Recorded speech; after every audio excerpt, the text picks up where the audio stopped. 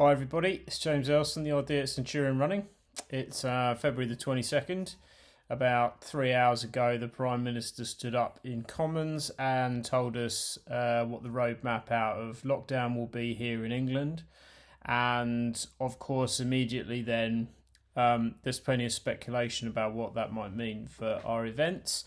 I realise there are far bigger things at stake right now than running races, but nevertheless, it's what we do. We know how much it means to all of you, and we want to make sure that we're as transparent as possible and try and communicate as quickly as possible what's going on. So there's a number of questions raised, which we need to answer before we can confirm anything.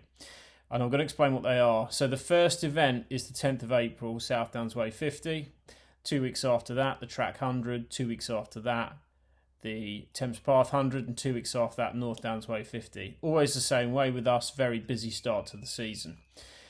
The initial phase of route out of lockdown is obviously 8th of March, schools back and one-on-one meetings outdoors.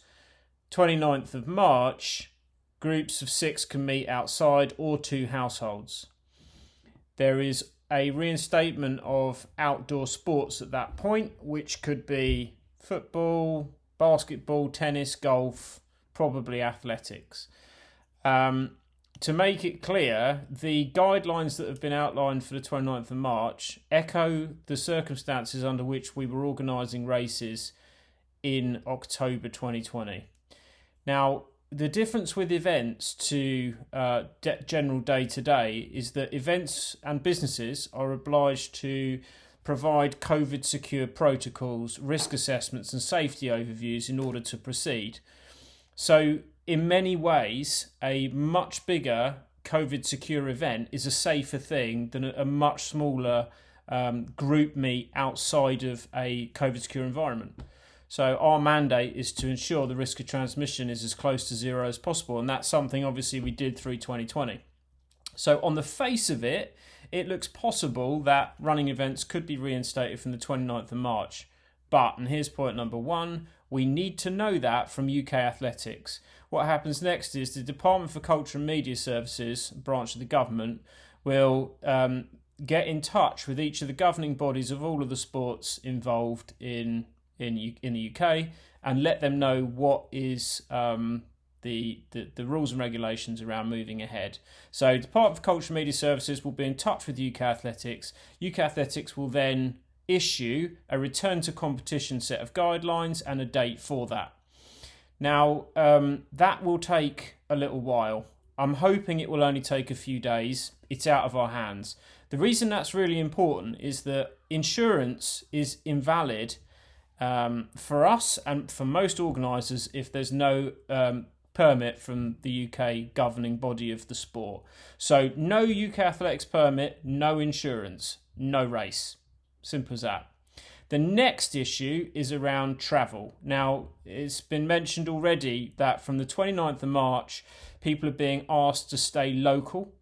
We don't exactly know what that means yet. Are there good reasons for travelling?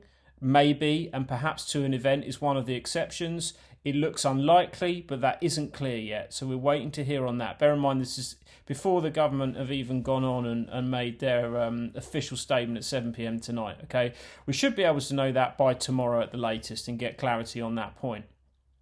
The next issue is overnight stays. We're being told that people shouldn't stay away from home overnight from the 29th of March unless it's for business or essential reasons. And obviously a race is neither of those things. However essential we might feel it is, and it's a business for us and it's work, and therefore as staff we're probably okay, it won't be okay for runners. And to be perfectly blunt, if we're being asked not to do it by the government, we are not going to fly in the face of that when we're just coming out of this pandemic. We're not going to do anything that's going to risk setting everything back again. So the next date for step 2, the changes, will be 12th of April. Somewhat frustratingly, that is 2 days after the South Downs Way 50 on the 10th of April. Okay, so we need to know the changes on the 12th of April. Will they allow overnight stays, travel outside of those local areas, and UK Athletics permits being reinstated? Does that then change enough for us to proceed? It looks very likely that that is a yes. Now, I've read, and I need to read in further detail, and we need to discuss this with the team, but that staycations, which is a horrible word because we all know a staycation is when you literally stay at home and just go holiday from your house. They mean vacations elsewhere in the country, and stays in self-catered accommodation, albeit not in hotels, will be viable from the 12th of April. And travel outside of your local area is therefore okay.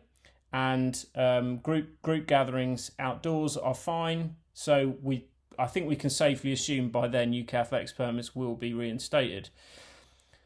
Now, the other issue beyond those three things, the travel, the staying away from home, and the race permit, is of course the landlords and councils. We need to now speak to every single one of them and find out if they're able to or willing to have us. So I can't say, yeah, we're good to go based on what we've read today until I've spoken to the start and finish line owners, the national parks or national trails, and of course the landlords of the checkpoints. This isn't something that we can do overnight. The biggest challenge at the moment is that a lot of them aren't at work. If leisure centres aren't able to reopen until the 12th of April, then there won't be anyone in the leisure centre to answer the call until the 12th of April. Luckily, this isn't our first time. We have held the first, apart from the track race, the South Downs 50 and the Thames Path, under COVID secure protocols in 2020. We've had to contact landlords when they've been otherwise closed, and dealt with the situation with UK Athletics many times and translated government guidelines. We've got COVID secure protocols, risk assessment, safety views, overviews in place.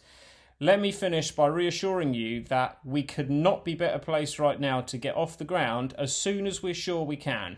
What we're not going to do is say, yeah, we should be viable, and then let you down, or no, we 100% can't go, and then it turns out we can. Whatever we do is not going to be 100% guaranteed because, as we've already been told from the government, these dates are best case scenarios. So if things don't improve in the same vein that they have been, they're already warning us that they might have to then change things further.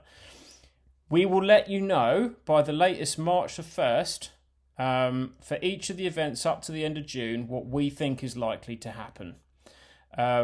If we don't feel there is a very strong chance that a race can go ahead safely, sustainably, and is ethically right to stage, we will postpone it, and we will tell you what the postponement date is. Once again, we can't do that until we speak to landlords. No good me postponing the race to August if the landlord isn't in a position to confirm at this time.